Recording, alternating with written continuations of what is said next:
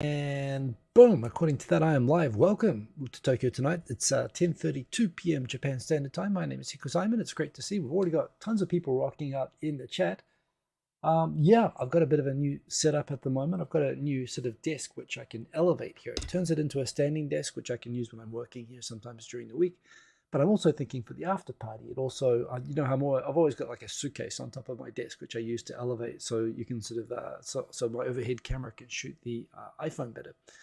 Um, yeah, two things are changing with that. First of all, this will elevate, so this will just help have a more comfortable sort of platform that I can do the after party with. I've been really enjoying that actually. The other thing is that right now, the controller that I ordered is, I think right now it's somewhere between China and Japan. It's flying over here, so it should arrive hopefully tomorrow, maybe day after. But if that happens next week, I'm hoping I'll be able to do the after party with the controller, which I'm really looking forward to actually playing with that, getting some proper equipment. And yeah, doing this the way you're sort of supposed to do it. So yeah, that's kind of exciting for me at the moment as well. How are we all doing? It's been beautiful day here in Japan, actually. It's been kind of cold, but yeah, it's been this week basically. It's true spring. Hanami cherry blossom season is supposed to start not this coming week, but the week after that on March 19th. Of course, there are some cherry blossoms already out. But yeah, it's a great time of year. If a lot of people who are planning to come to Japan for the cherry blossoms in April, it looks like now the time to come is mid-March. So yeah, hoping that maybe if any of you are rocking out to Japan, would be nice to say hi. Let's see who is in the chat. I see that we've got 5 likes, 11 current viewers. Remember, if you you know, I don't monetize these videos. I literally just do this for likes. So I do appreciate if you are inclined to give me a like. But who we got in here? We got Aaron. Time change in the US. Oh, is it daylight saving time over there? It's kind of back and forth on that. I really loved when I was in Seattle, having the sun go down at like 9:30 p.m. I came back from Seattle with a suntan in the middle of winter just because I could like hang out on the roof of my building every night. So yeah, I guess that makes it. I don't know if that makes it earlier. I guess it makes it earlier or later. I'm trying to think. Well, in any case, I do appreciate people in the US who are waking up early, and anyone else in any other part of the world if you've had your clocks change. But good to have the US in, and as always, our wonderful moderator Aaron. Great to have you there in the chat, Mr. Cordy Chap. Glad that you could make it. We've got Andrew Morboy, first time back in a while. Good to have you in the chat. Hope you're doing well. Finally, you can make it. Public holiday in Melbourne, so no teaching tomorrow. Well, there you go. Glad that you could do that. We've got Lara checking in from rainy Italy. Sorry to hear that it's rainy there. We had a nice day here today, but yeah, hope you're keeping warm and dry there. We've got who else we got here? We've got Kerberos Tenchi, coffees, cookies, coffee, and CT and TT. Yeah, Kerberos Tenchi and Tokyo tonight. Let's go. Yes, indeed. Good to see we've got people rocking out with cookies and coffee and various things, which does remind me. Yes, Shubhas is here. I'm man from Panama. I hope you've got your coffee ready to go for the show. Good to see you as always. Coming back to the sequential order, we've got Quinn Rankin. Good to see you as always in the chat. We've got Sadiq. We want show. Good to see you. Man from Florida there in the chat. Boom, boom, boom. Yes, indeed. Good to see coffee emojis. We've got boom, boom, boom from Mr. Cordy Chip. And Kampai. We got Yoni, our man from Finland. Good to see you there in the chat. Who else we got in here? Long weekend in Melbourne, so you can finally join the live. Yes, indeed. Glad to see that, Andrea. Great to have you back in the chat. Boom, moi indeed. Moi to everyone in Finland and everyone else who understands that. Daylight savings, indeed. Butterstock's okay. I've heard there are actually shortages again. I've heard that there's actually restrictions on that at the moment. I'm trying to go easy. I'm trying not to eat too much. I'm looking forward. I'll be going to Australia, by the way, in April. And I'm going to probably eat all the butter that I can get when I'm down there. So we'll see how that goes. Believe in yourself. Glad that you can make it. Wow, 37 degrees in Melbourne yesterday. The thing about Melbourne is one day it can be 37 degrees, which is basically like, what, 100 degrees Fahrenheit, whatever that conversion is. But the next day it can be like 10 degrees. I experienced that. We had a day like 45 down to like 15 when I was last in Melbourne. So that is what it is like. But yes, indeed, we've got people paying respects to the moderator, as everyone should do. Coffee, cheers, right back. Yes, we have a language that we all understand. To everyone watching, live or recorded, if you're celebrating Ramadan, I thought Ramadan started on the 10th, but I'm seeing some people saying it starts from Monday, which is the 11th. But Ramadan Mubarak to anybody who is celebrating, and all of that good stuff. So yeah, what's going on? Like I say, this kind of feels a bit bulky on my desk. I might keep it beside, but I do like the fact that I can elevate this. I like standing up for the part tomorrow. There's a Moomba parade. I don't even know what a Moomba parade is, but yes, indeed. So yeah, what else is news here? I actually just had a great thing today. I originally, so I've been in Japan since 1999, 25 years. I originally started really using Japanese. I did some school exchanges and stuff like that, but I really started using Japanese at I got a part-time job at a souvenir shop in downtown Auckland when I was at university. I did that job for like 4 years. Minimum wage in New Zealand dollars, $7.50. Which I did for 4 years. And I turned down higher paying jobs, $20 an hour jobs to work at the OK gift shop for $7.50 an hour for 4 years, because I saw it as an investment in becoming rich, I tell you, here in Japan. Which of course all my dreams have come true. I'm a millionaire traveling the world now, as all Japanese people are. Okay, didn't quite work out to plan, but part of that experience was at that time when I joined, I had a New Zealand manager who was everyone there. The New Zealanders who were there were all fluent at Japanese, and I wasn't, and I was I threw myself in the deep end of the pool. And one of the people I really looked up to in that job was the manager of the shop. Well, he was a shift manager. He became the actual owner, person who runs the whole company. The souvenir shop chain, it's a Japanese-owned chain, but he's become the managing director for all the shops in New Zealand and Australia. And yeah, this guy who I worked with for 4 years, I actually just saw him for the first time in like 18 years. I saw him. He was best man at my wedding, like a long time ago.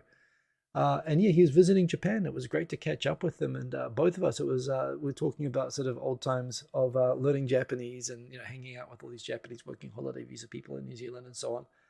But yeah, it was it brought back a lot of memories of how this whole journey started out. And while you could say that my journey's been interesting, and he was like, "Wow, I mean, he's come a long way himself." But he said, "You come a long way. You started at a souvenir shop, but and now you're doing all these other things, which I'm doing different things, but it's all connected. My whole life, I wouldn't be doing any of the things I'm doing, including Tokyo Tonight, if I hadn't done." That part-time job for like 4 years, and it wasn't all fun either, but yeah, I learned how to deal with Japanese people in a part-time job situation in a sort of a little bit of a village in New Zealand. The good and the bad. Made a lot of friends, and yeah, it was really cool hanging out with that guy Darren today. So yeah, kind of had a cool nostalgic day around that. Also had a funny experience. Yeah, not funny experience at all. At a workmate's wedding at the Imperial Hotel yesterday. The Imperial Hotel is, as the name says, it's pretty much the fanciest. I mean, it was the closest thing to a royal wedding I think I could probably experience in Japan. I've been to a few weddings, and I must say, going to a wedding in Japan is like climbing Mount Fuji. Everyone should try it once, but once you've done it, there's a lot of formality. There's a lot of protocol to navigate. You have to pay money. Depending on how close you are, you have to pay, certain amounts, 30,000 yen or 50,000 yen or 70,000 yen. That's all quite a lot to handle. So, I generally, I've been to a few weddings back in my time, but I really don't go out of my way to go to weddings anymore. But this was kind of an experience. So that was a lot of fun, actually. But, so yeah, I've had a good weekend like that. It's always, good trying new things and so on. But, that said, I am back here at the moment. Robert Brooker, slogan memory triggered. You come a long way, baby. Yeah, Fat Boy Slim indeed. And anniversary. Well, the 25th anniversary specifically. Well, there you go. The 23rd of March is my Japan anniversary, my 25th Japan anniversary. And that is a Saturday. So I don't know, maybe I should do a show on that day. I do like keeping it to the 24th, but it does feel like something worth marking. I'll keep that like that. So I don't know. Maybe I'll do something live. We'll see what happens. We'll see how I'm catching the mood. But yeah, I've come a long way. He said, "You come a long way," and I'm like, nah, it's all sort of connected, right? One thing always led to the next thing. But yeah, we got squirrels, peanuts, all that good stuff from Kerberos Tenshi. Aaron, dude, you book an Imperial, you book the Imperial on a daily basis for your MUFG travelers. That and the Palace are their favorite spots. Wow, fancy. You can get a discount rate if you ever need. I never need to go. It was an experience, like going to the full wedding banquet hall thing was an experience, but no, I don't need that for myself ever. It was cool I got to do it, but wow, that's kind of fancy yourself that you regularly booked it out. So there you go. Um, oh wow, that's like the room rate. I mean, it's kind of decent. Although that said, there are much better hotels in Tokyo than that. This was more the experience of doing the whole wedding thing there, but it was pretty cool. So yeah, other than that, it's been an interesting week, I suppose. Just looking back, I was looking at my topics. I don't have a lot. Of course, the big news at the moment, which I will talk about, uh, with the caveat that, of course, the death of Akira Toriyama, the creator of Dragon Ball, and it really is remarkable, even to me. I would say, without really knowing anything about the creator of Dragon Ball, or even very much about Dragon Ball itself, it really became popular sort of after I came to Japan, and when I really didn't watch anime or anything like that. So I was never, it was a little bit after. The timing was a little bit off for me to be into it. But the number of people that I meet who are like, that's a big part of the reason that they love Japan and that they come to Japan and so on. The impact of Dragon Ball for so many people.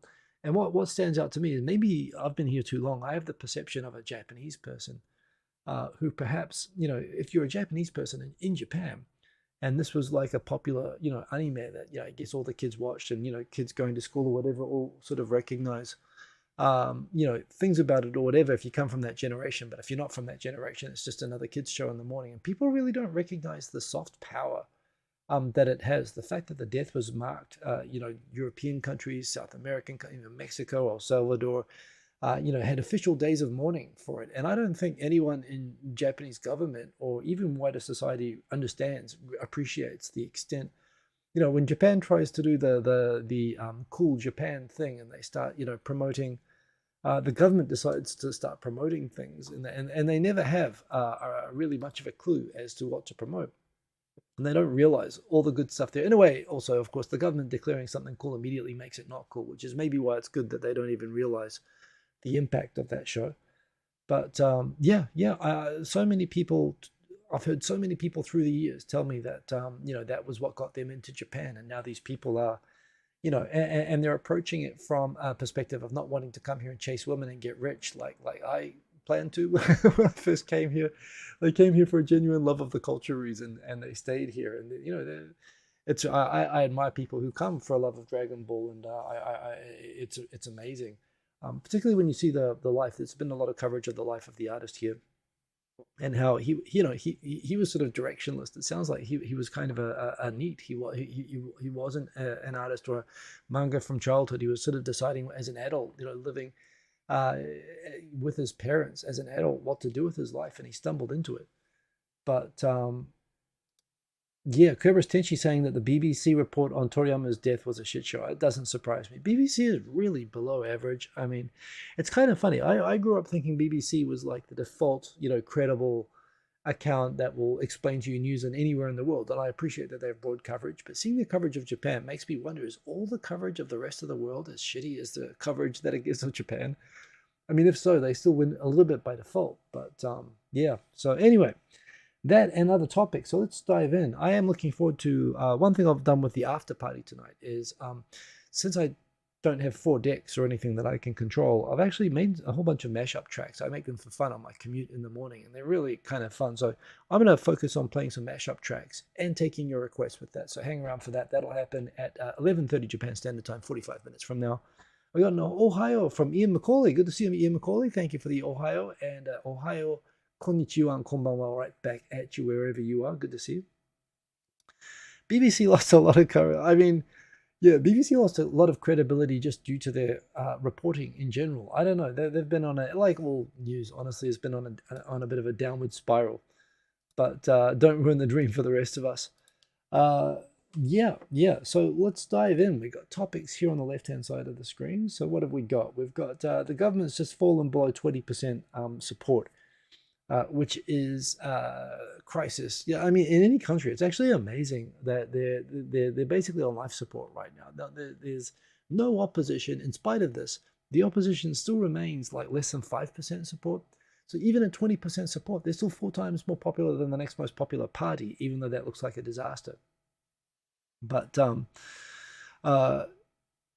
yeah. Oh, I'm sorry, distracted by the comment. Squirrels. I've been meaning to go through and update topics, to update videos that I've watched recently, including this one. And Aaron is right. You told me to watch this last week, and I found it and I watched it, and it was awesome. The voices of the past series, they have a lot of descriptions from people who are not English speakers. So they're like first-person narratives by people who don't speak English. So they're things I've never heard before. And yes, this sort of mediocre samurai describing the last days of Japan was really, really, really cool. And Aaron's put the URL in there, and go and chase that. But yeah, in terms of the government not being popular, it continues to be just the fact that the government was having these fundraising parties where people were underreporting the winnings that they took from these, from charging everyone $500 a plate or whatever, and declaring that when 200 people showed up, 150 people showed up, and taking the, skimming the till and pocketing the money and not declaring the political fundraising funds. And that this was done systematically by the whole ruling party. And so Kishida, the governor, the prime minister, how is he addressing this sort of illegal fundraising? I mean, literally breaking the law by dozens of lawmakers in his own party. Is he said that he would abolish factions, to which the 2 biggest factions in his party said, yeah, nah, not going to do that. So, basically the prime minister has addressed the problem by successfully abolishing, 40% of the of the corrupt factions. So yeah, no one's really getting anything done, and he's just pretty much, it looks like he's just waiting for a meeting he's going to have with Biden. I'm sure Biden's going to be a lightning rod for support for the prime minister. Just given how passionate Americans, even Americans who support Biden, seem to be kind of embarrassed by him a little bit. But yeah, it looks like he's going to be holding on at least until the leadership election, which will be after he meets Biden. So he'll get to do that and be remembered as a mediocre prime minister.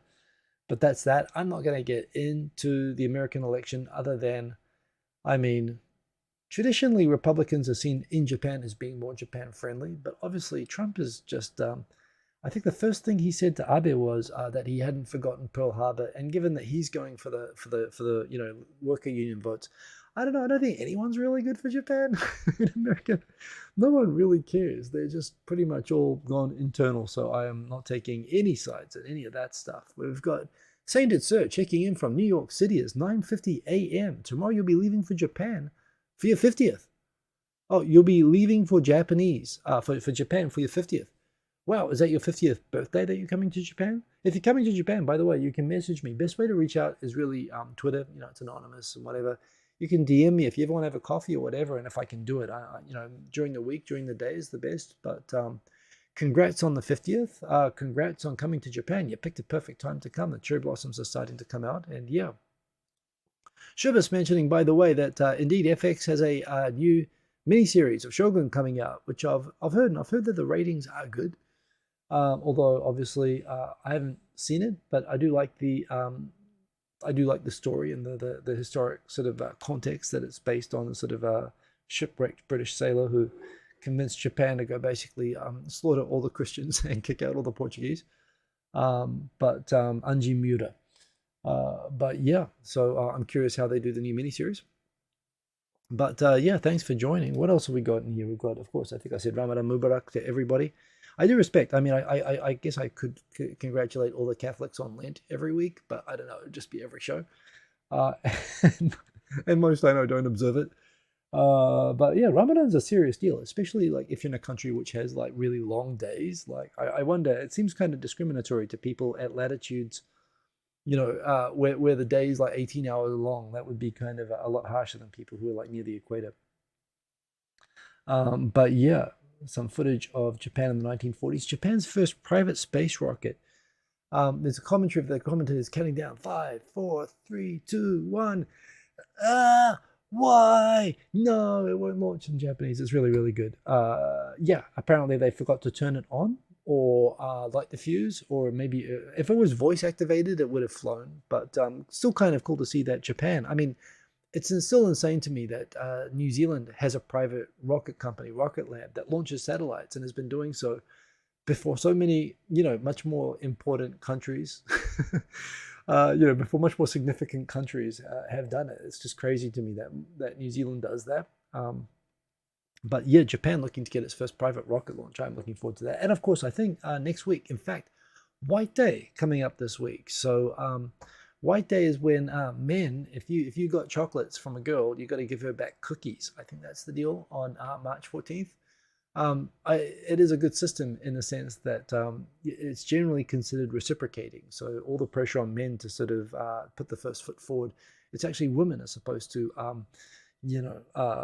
confess their feelings for men that they like on February. And men just sort of kick back and open a beer and watch the football and collect chocolate, as I'm sure was the intention originally of the holiday. And yeah, March 14th is when, if men are feeling like it, they give the girl a cookie back. So, I've heard that the reason they focus on cookies on White Day was to sort of balance out the economic advantage for the whole chocolate industry that Valentine's Day gets. That said, what's happened, as I've covered earlier, is now the chocolate sales are going through the roof, but women are just not giving them to anyone. They're just keeping them for themselves, which is seems fair. It seems fair. That said, why am I talking about March the 14th? Not because I'm looking forward to giving away thousands of cookies. No. Well, I guess that makes my life easier. I did actually get some cookies from the wedding at the Imperial Hotel, and I'm going to eat all the cookies myself. So there you go. That's the tradition now. You get cookies and you eat them yourself. And play video games and watch Dragon Ball. The reason I'm excited about March 14th is that is the target launch date for the third test of the Starship of Elon Musk's rocket. I'm not a big fan of Elon, but I am a fan of enormous rockets that might go boom. So I'm looking forward to watching that space stuff. This year is just crazy for space. We've got the Vulcan Centaur, we've got New Glenn, we've got all these. You've got these Japanese rockets that don't fly, but the commentary is hilarious. And Starship, if that goes off properly, that'll be kind of bonkers. I mean, that's what's going to be taking people back to the moon. So I am looking forward to that. Any White Day recommendations, says Yoni? I'd say eat all the cookies. That's my recommendation. Don't give them to anyone. Keep them for yourself. Michael Gillen Peckett, good to see you there in the chat. New Zealand isn't significant. Will my passport be taken from me? Well, no, we rely on not being noticed. The reason we hide on the edge of the map where most people leave New Zealand off is because we don't want, when people are plugging in the nuclear codes, we just prefer not to be on the map of targets, so we just hide on the edge of the map. And honestly, we're quite happy when people forget us. We've got a dog snoring. Welcome, dog snoring. Good to see dog snoring in the chat. Cookies. Yes, details, please. Sofa, not Suika. I think I understood that for some reason. But yeah, so what else have we got? We've got the Pink Panther is indeed this. This is awesome. So obviously this is a budget airline trick for not having to put an entertainment system in the seat, but honestly, who uses the entertainment system anymore? Okay, I'm about to unload a moment. Whenever you fly, if I fly to Korea from Japan, on any airline, it means you're going to get announcements in English, Japanese, and Korean all the time. And the flight is basically like a 90-minute flight from Tokyo, depending on the airport that you're going to. Which means if you're trying to watch a movie, you may or may not get to watch the entire movie. And I've been where I've calculated where the flight was only, it was going to be like 110 minutes, and it was like a 105-minute movie. But every time they do an announcement, well, apart from the fact that they do an announcement in 3 languages, so it takes like 5 minutes for, the duty-free sign will, trolley will be coming around in 10 minutes, and look at the wonderful things to buy. And they keep having these announcements in 3 languages, which is cutting down the time. And then when they land on the tarmac, they just switch the entertainment system off. I've had so many movies get cut off like that. And honestly, I download all the YouTube videos I want to watch. I download all the TV series I want to binge and stuff like that. I do that all on my phone. So if you do that on the phone and you figure out a way to attach your phone, and the trick is getting a case or some sort of setup so that you can, like on this one, if they didn't have that cool little stand there, I would have just used my case to sort of hang it over the side where the menu is there. But yeah, having like wireless like headphones and your own iPad or iPhone like basically mounted on the back of the front seat is the best solution for entertainment. I don't want that crappy in-flight entertainment. So I've never seen this deal before where there's like a dedicated iPad slash iPhone table there that you can use. But I want this to be mandatory on like every airline. You know, flying to Singapore recently. Yeah, I'm always trying to figure out a clever way to have it at eye level. You know, I'm not really interested in anything else. So yeah, I thought that was cool, and I wish all Jetstar, I think, by being cheap, are kind of winning here. That is my take. Um, uh, Oppenheimer and John Wick 4 last time. Yeah, the announcements are mendokusai indeed, especially when you got multiple languages.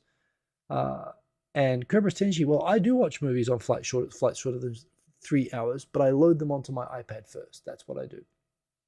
And that's what I'd recommend. So that's the thing. Plus, you can keep watching it when you're waiting in the passport queue or in the the taxi or the train from the airport or whatever. So that is my take on that anyway.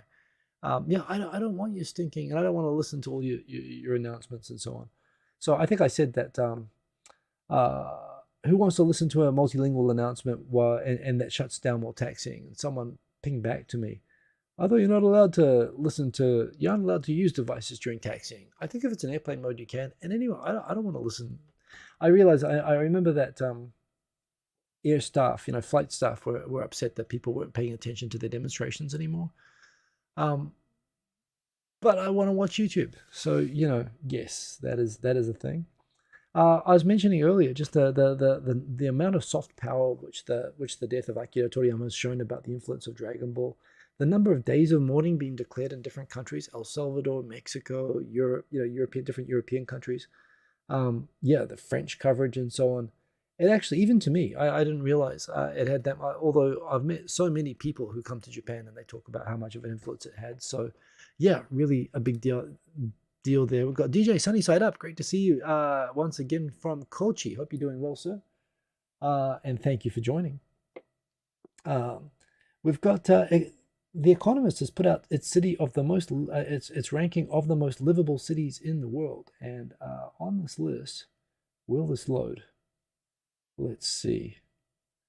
They've made it pretty public, so yeah, whatever. Vienna. Vienna is the #1 most livable city in the world, apparently.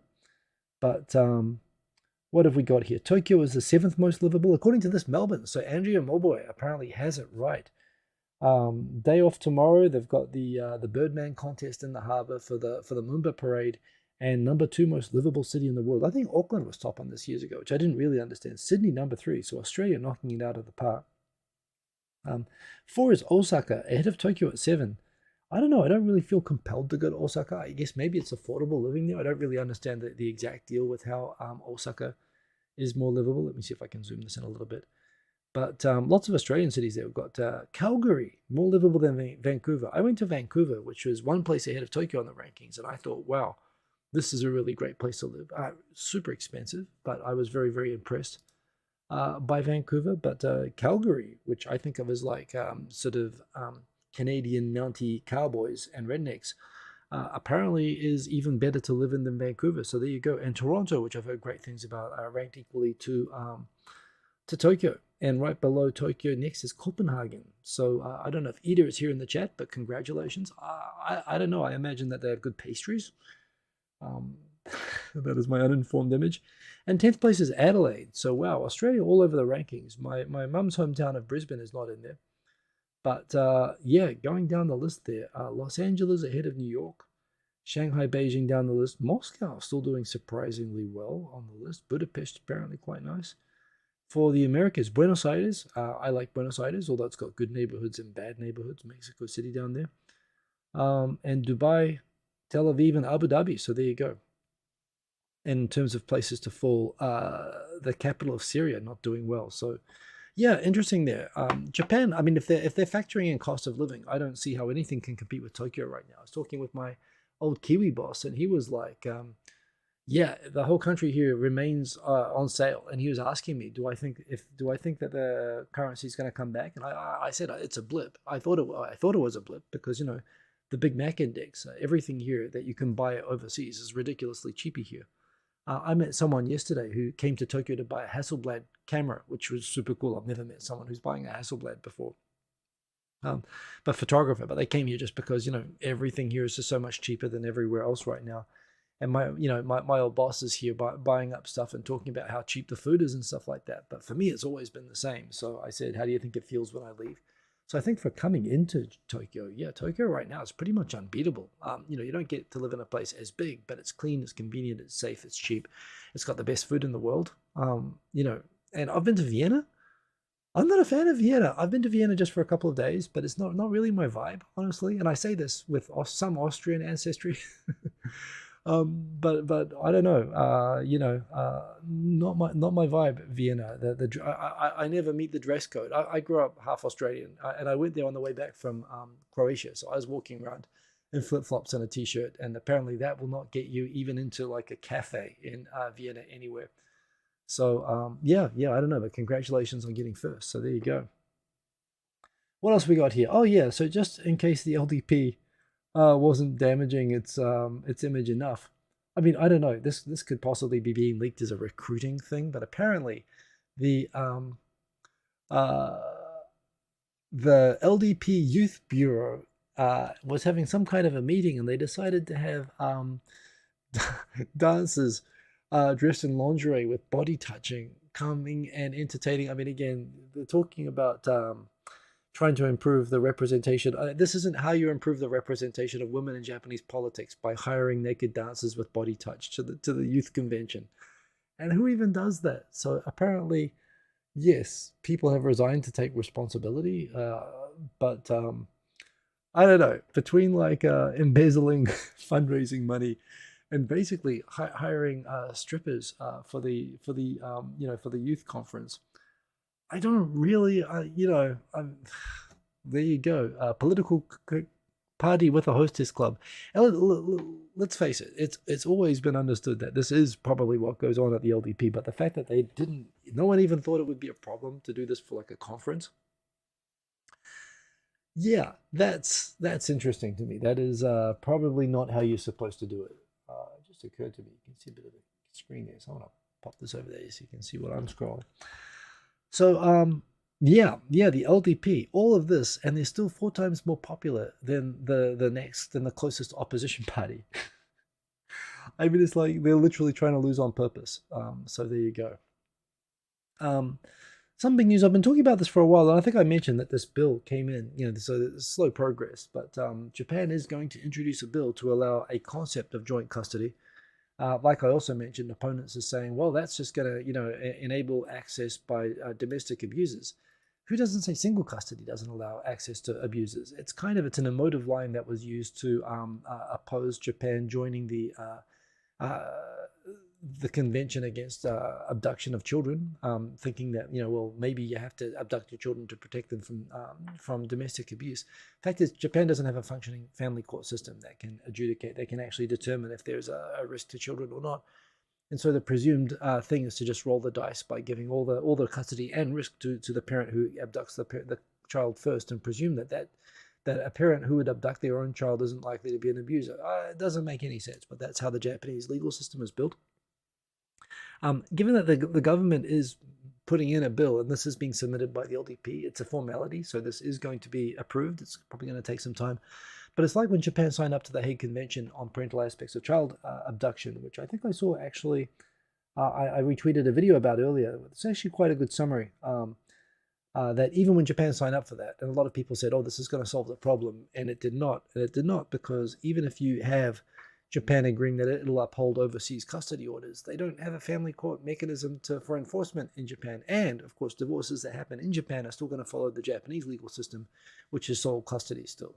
And this is something that even Japanese people have been suing the government, saying it violates human rights. So again, Japan is slowly catching up to the 19th century in terms of family law.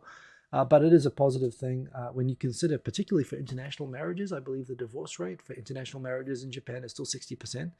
So there's a lot of marriages that end up with, where this happens, and there's no concept of access or joint custody, and the way that a lot of people get blindsided by this, and the parental alienation syndrome is a big deal, and not just for international kids either, not just for kids with international marriages, but also just for Japanese kids who grow up in Japan. So yeah, it's good to see. And there's been a lot of, remember that there was that hunger strike during the Olympics of a French person who had the same thing. His wife, who had abducted the child back to Japan and had a sole custody awarded in Japan.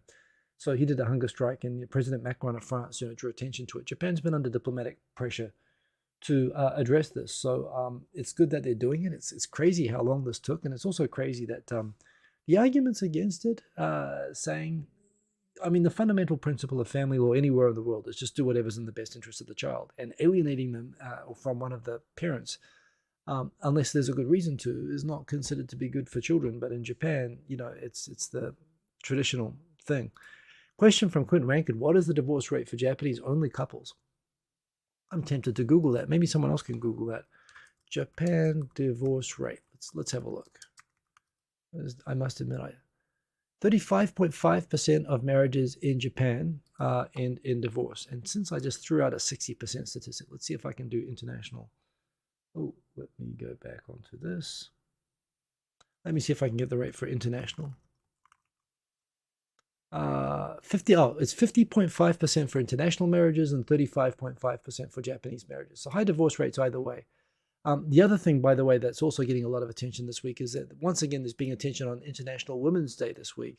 There were no particular events that I saw. I mean, there were minor events, but not general events. There were events where women would get together and take photos for International Women's Day. But there was a lot of talk again about even lawmakers and business leaders calling for Japan to recognize the right to keep separate surnames.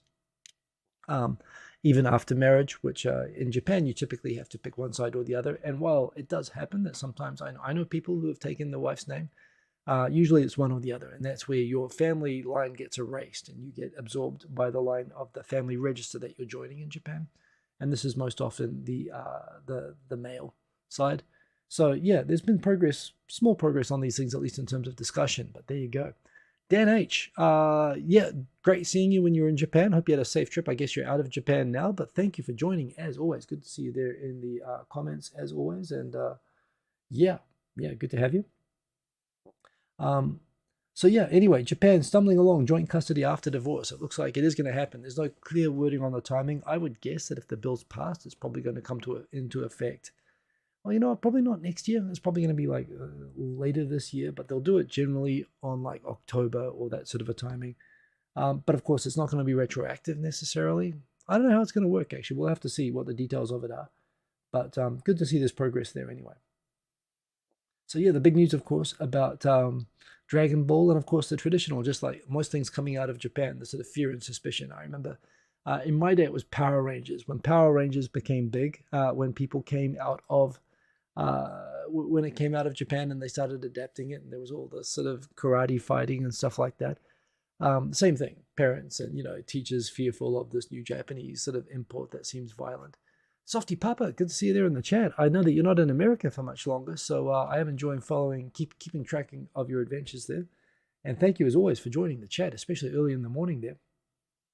And jealous, I've seen you've taken a few swims and so on as well. But yeah. Wow.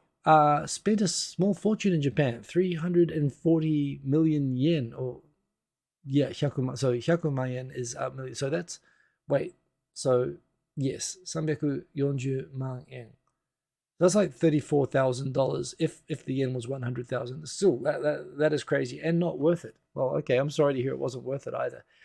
Everything is cheap, but I guess it depends on what you're buying and what you get back from it. But yes, indeed. But coming back on, Japanese cultural exports, Teenage Mutant Ninja Turtles, it still shocks me that in Britain, they're not allowed to call them ninjas because that's considered violent. I think they call them Teenage Mutant Hero Turtles or something in UK. But yeah, of all the violence that, America and Western countries export to the world and Japan doesn't, the fact that everyone seems to be more worried about Japanese exports of Dragon Ball and Power Rangers than of American gun exports. There is irony in this that people are more worried about children's shows being too violent on their kids than they're worried about all the other problems. And again, you look at the profound impact that these had. He died at 68. Akira Toriyama died at 68 years old of a blood clot to the brain.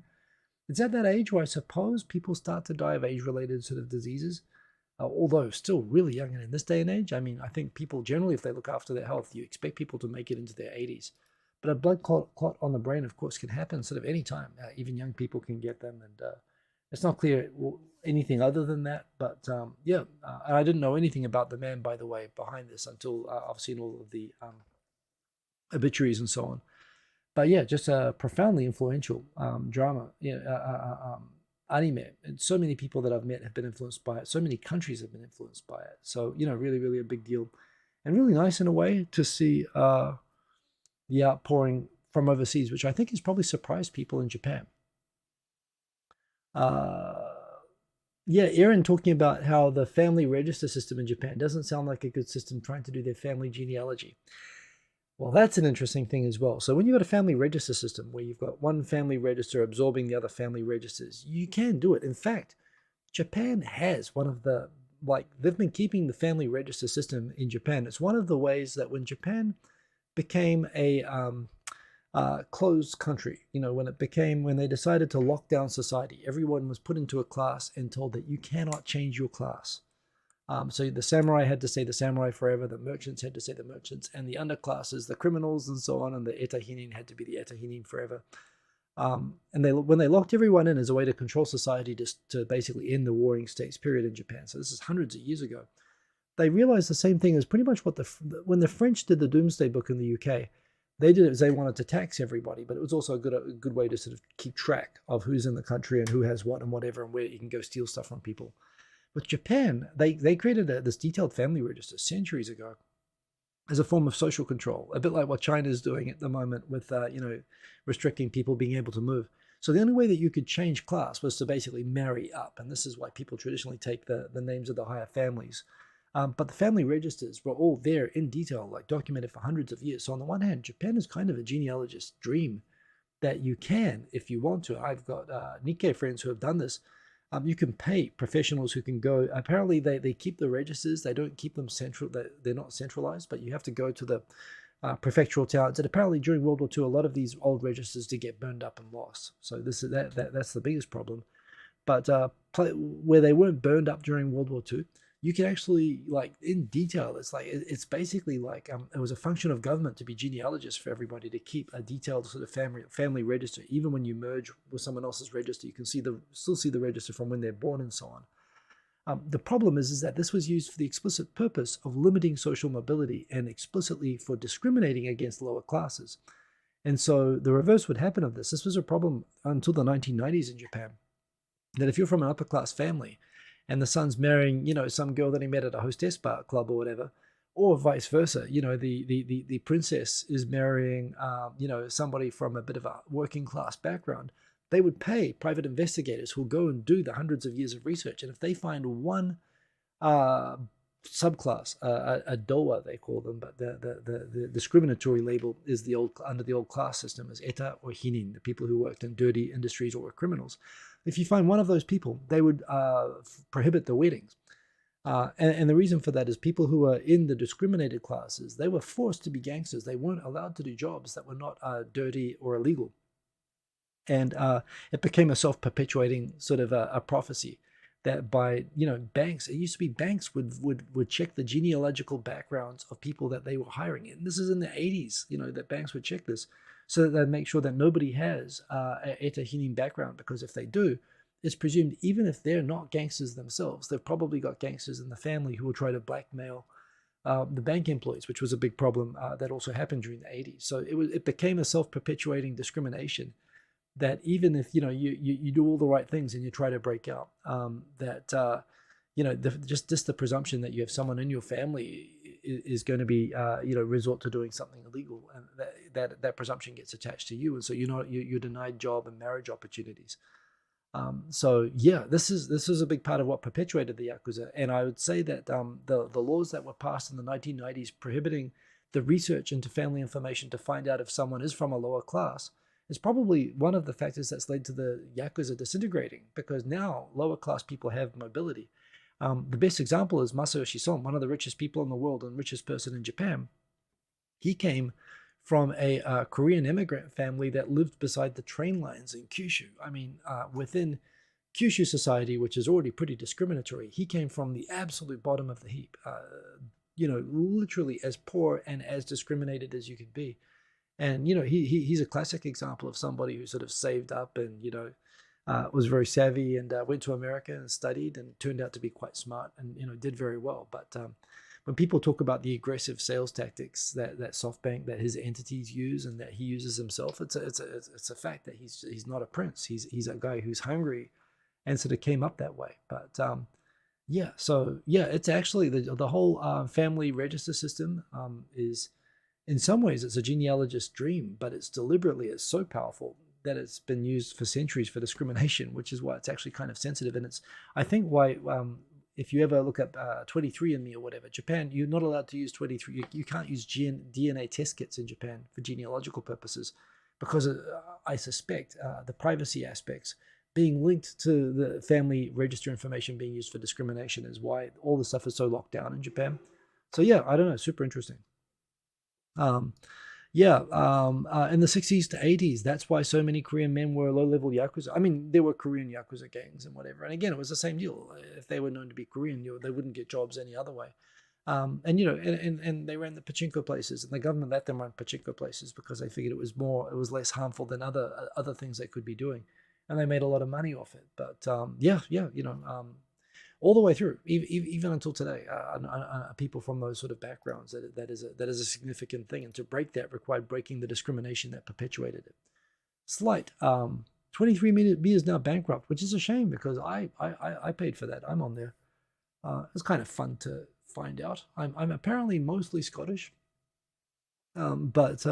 which is funny because I always thought it was Yorkshire. I always thought it was North England, but they must have come down from Scotland or something. And second, again, not Yorkshire, not British, but Irish. Although, yeah, Yorkshire is a Viking colony, and there's some Norwegian in there and stuff as well. So, all that sort of stuff in there. But bankrupt. I mean, they had that massive data breach, so that's another problem as well. Just remember, Colonel Sanders was 61 when he opened the first KFC. Which is probably why he didn't pass away at 68 of a blood clot, because he didn't figure out how to fry chicken until later. But yes, anyway, there's that going on. Rivian has new cars, which I'm hoping I'll get a chance to drive next time I'm in America. They're too expensive, the R1s, even on the car sharing sites that I was using, but they look like really nice cars, so looking forward to that. Big news, Japan sheep-related news. As a New Zealander, I feel obligated to cover that. The Maza Bokujo, the mother farm facility in Chiba, wonderful big sort of farm theme park that exists out in Chiba where they have lots of sheep. They've had like 11 baby sheep have been born out there. Big year, and those are, well, I wouldn't say by New Zealand standards. It's kind of funny. New Zealand, by the way, is not the big sheep country that it was when I was a kid. I went back and all the sheep farms have converted over to cow farms, which are much more intensive and they're much more polluting. And honestly, I feel kind of sad. I feel like I was always proud to be from a country that had 3 million people and 150 million sheep. The statistics are not like that anymore, unfortunately. But in my head, I come from a country where every person has 50 sheep somewhere, and they're all very good-looking sheep. These sheep are pretty good looking, and I do understand that the dog show that they do there, the dogs are all trained in New Zealand. We have the best dogs. We used to actually have prime time television on the 2 channels that we had in New Zealand when I was growing up. Was the show in New Zealand? We have very imaginative names for everything. Like we call the North Island, and the South Island, the West Coast, the West Coast. And we used to have this dog show, this prime time like sports show that we'd have right after the news was a dog show, which was called A Dog Show. And yeah, these dogs, the border collies, they're fantastic dogs, and it's a great day out there. They have butter, they made on the farm, all sorts of farm products, but they do have a great sheep show. And whenever I feel like I'm missing sheep, I go to Mazabokujo. So the fact that they have like 11 baby sheep, there is a word for baby sheep. Maybe the translators at Mainichi have not heard. Lamb, it's delicious. Although please don't eat the 11 babies that were born. But yeah. In the US, New Zealand lamb still sells. It still sells here as well. I actually had New Zealand lamb tonight for dinner. It was wonderful at an Italian restaurant. I take the lad out once a week, and yeah, I always he gets a pizza and I get the lamb chops. Not you guys though. You guys are adorable. So yes, big sheep news. Even in Japan, sheep make the news. It's kind of funny for all the stories in New Zealand that aren't really news that make the news. The one thing that will not make the news in New Zealand is that sheep were born. At least we're not at that level yet. But in Japan, it's a big enough deal. Do I feel like I'm missing sheep? Yeah, yeah. I mean, but here's the thing. Here's the sad thing.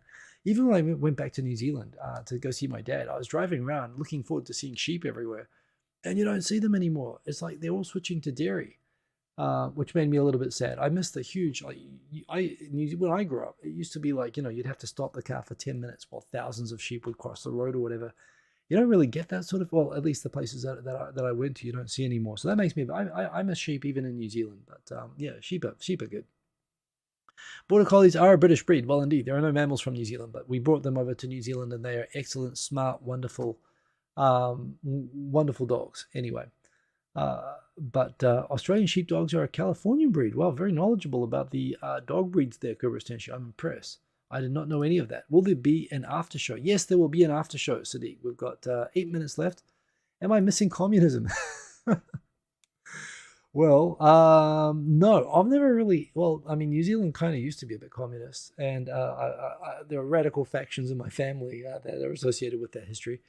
But no, I'm from the generation that became aware of the news when New Zealand ran out of money, and we actually had to privatize everything radically all at once. So, no, I'm not personally missing it, and if I ever want to see it, I can go to North Korea. I may even be able to come back. But I must admit, I did think for a while it would be cool to go see North Korea just to bear witness to the final sort of communist. But I don't know that it's really even communist there anymore. So no, I don't miss communism. But thank you for asking. That's right, communism always misses you. Nice, I see what you did there. Believe in yourself. Nice Russian reversal. Let's go through. Is there any more topics this week? There wasn't a lot going on with the news. Yeah, we've got early blooming sakura. We've got Dogen. Son of a bitch, he released another awesome video, and I don't know how he keeps doing it. 41 years ago since New Orders Blue Monday was released. That's crazy, and that track still thumps. That still is a great track. But there you go. Japan apparently is a place that's good for women to work in. Japan ranks 27th out of the 29th in the OECD. Who is worse than Japan to be a woman working? Turns out Turkey is 28th and South Korea is 29th. So Korea's overtaken Japan, but Japan still, well, actually, I guess it has overtaken Japan if you look at that as an inverse race. But there you go. Actually, really, really good article here by David McNeil talking about covering whaling from being based in Japan for The Economist and a whole bunch of sort of Irish newspapers. And he talks about how, the Western media is so just basically opposed to Japanese whaling and scientific whaling, and uses very emotive language for reporting on it. And he was put in Japan to report on it. So when he reports on it in Japan, he always tries to convey the view of the people that he talked to, for example, on the Japanese side of the issue, and give a balanced account. And he talks about how how he came to understand that the Japanese position was as much a screw you guys as it was, not wanting to be sort of lectured by Westerners on what Japanese can and can't eat as anything else, and how pieces which he wrote for the BBC and Economist and so on, and Irish newspapers would get completely rewritten, and they would take out scientific whaling and they would replace it with whale slaughter hundreds of times. It actually gives a really interesting insight both into how media covers these sorts of things, how messages get manipulated even by good journalists, and how culture plays a part in that, and perceptions as well. I mean, this is the thing, and I criticize this all the time on the show. When I see a lot of reporting on Japan, I see editors in distant locations wanting someone to do a puff piece that perpetuates a stereotype or an image of Japan that validates that feeling that Japan's weird, or that you can buy used underwear in vending machines, or that you can, that Japanese are all having too much sex and no sex at the same time, and all this sort of stuff. And whaling is another one of those issues. And it was really interesting from the perspective of a pretty, solid journalist actually talking about his experience on something like whaling. So that was a really good one. Also, a good video I mentioned on the joint custody thing going through this week. Kind of honestly, her video, the start was a little bit sort of shaky. I wasn't quite sure where she was going, but the second half of her video on parental child abduction in Japan, it was actually quite good. And even a lot of stuff there. I thought I was pretty knowledgeable on this, but no, it's actually a really good video. So I recommend Sachiko Ishikawa's video on parental child abduction in Japan. Yeah, it was actually really thoroughly put together. So I was impressed at that. Japan to revise official romanization rules, which the official romanization rules say that you should spell Shinjuku Sinzuku. You know, that is a writing system that should be set on fire and destroyed. I can't believe it still is actually a legitimate writing system. So yes, to the system that pretty much everybody uses, Hibon Shiki romanization, how to write Japanese words using English letters. Yeah, 60% of workers in Japan think if they're sick, they just have to put up with it and go to the office and make sure everybody else gets sick, which I hate, especially if you're in an open plan office. Yeah, I used to hate that about working in Japanese companies where every day you could hear the sneezes getting closer and closer every day. It was like a horror movie. Also, Osaka is going to start collecting a tourism fee for people who want to go to Osaka for tourism. Which, with all due respect to Osaka, why would anyone want to go to Osaka for tourism? I mean, okay, they have the expo coming up, which they bid for, but now they're afraid of over-tourism. So this is a levy to combat over-tourism. But they claim to be the second biggest city in Japan, even though they're the third biggest city in Japan. It's like Los Angeles charging a fee for visitors, you know, because they can't handle tourists anymore. It's a little bit strange like that. But yeah, I mean, I guess they do have Universal Studios Japan, and they have the expo coming up. They do have the airport, Kansai Airport, of course. But of course, I mean, for tourists, really what you do is you land and you go to Kyoto. I don't know exactly. They're charging for people like traveling the world to go and have like takoyaki. Takoyaki's good, but I'm not sure it deserves a tourism levy. So, yeah, interesting. I guess they saw an opportunity to charge foreigners for more money. Remember, in Osaka, the culture is to haggle prices. In fact, I mean, it is very much like in the Monty Python movie, The Life of Brian, where they try to escape by buying a fake beard from the market, and the seller refuses to sell unless they haggle. I mean, that's kind of Osaka. Osaka is the marketplace of Japan. So I do recommend if they do try to charge a fee, I suspect it's a test to see if you really deserve to be let into Osaka, which means you have to try to haggle the fee down to zero. Be curious about that. Sainted Sir is going to be visiting Osaka for sumo next Saturday, and for the Awesome Aquarium, which I'm sure they actually have, and Osaka Bashos. I didn't realize that was on. It'll be a good tournament. There's a lot going on in the sumo world at the moment. Hakuho's old stable looks like it's going to be closed for bullying by a former wrestler who doesn't wrestle or train anymore, for bullying among different wrestlers when existing stables still exist. That like 10 years ago, people, you know, were bullied to death, were literally murdered in these stables, and they were allowed to continue. But you have a Mongolian start up a stable, and someone gets a little bit bullied, and they're talking about shutting it down. So a bit of controversy happening in the sumo world, but it's a good tournament to go and go check out. So that's good timing there. Aaron, you are absolutely correct. Only 15 likes. Where are the likes? I do like that Jeff Bezos seems to have increased the size of his rocket. I am looking forward to seeing that fly. I know people involved with some of the launches that is going to be doing with the payloads. And hell, I would love to go watch these rockets go launch. So I'm down for all these new rockets. I think that's super cool. And yeah, I think that's about the news. I do love this. That is a New Zealand Electron rocket. They paint the rockets black because that's the national color in New Zealand, the All Blacks. All of our sports teams wear all black uniforms, and our America's Cup boat is all black, and our rockets, we just paint black. It doesn't make any sense. It's aesthetic, but it's a kind of a New Zealand thing. Seeing the NASA logo on the side of a black New Zealand-made private rocket to me is just like awesome. So, yeah, and Hakuho is getting bullied by the Sumo Association. I mean, it's kind of funny, actually, when Asa Shoryu was around. It was kind of hard to tell who was bullying who. I mean, Asa Shoryu was getting bullied, but he was also a bully himself. But Hakuho's done everything right. So the fact he's getting his ass kicked really doesn't make any sense. Yeah, all this good stuff. As Aaron has correctly pointed out, I do now stick to time. I do stick to the hour because I enjoy the after party, and also I do have to work tomorrow morning. So that is another reason why I wrap up, so I can go do another hour. I've got some tracks. I'm going to have to obviously go and set everything up, so I'm going to take a couple of minutes. But But yes, indeed, I do hope that everyone has a wonderful week. And remember to like if you did like. I do appreciate it. And remember, you can follow me on Twitter. The link for the after party, I'm going to go grab that link right now. You should be able to find it if you just go to my channel page anyway. It should be queued up. In fact, it's queued up to be starting now. So go over for that for some tunes. Remember, you can request whatever tracks you like. I'm going to play some tracks that I've been mashing up during the week, so it'll be a lot of fun. And if you aren't going to hang around, don't worry about it. If you're watching this recorded, look, have a great week. Leave a comment, leave a like. I do appreciate it. And take care. I'll see you next week, which will be it's going to be 1 week off. It's going to be Hanami season and coming up on my 25th anniversary in Japan. So that's kind of a big deal. So thank you for joining me. I'll see you all soon. Link for the after party is, let me grab the link and share it, and then I will jump out. Boom, boom, boom, boom, boom. Come on. Give me the link.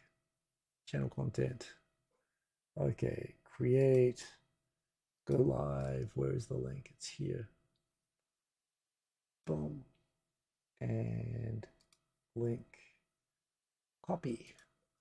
Somebody's probably got this. Aaron beat me to it. There we go. Link is there. Thank you, as always, and I'll see you really soon. So, yeah, peace. Boom. See you in the after party.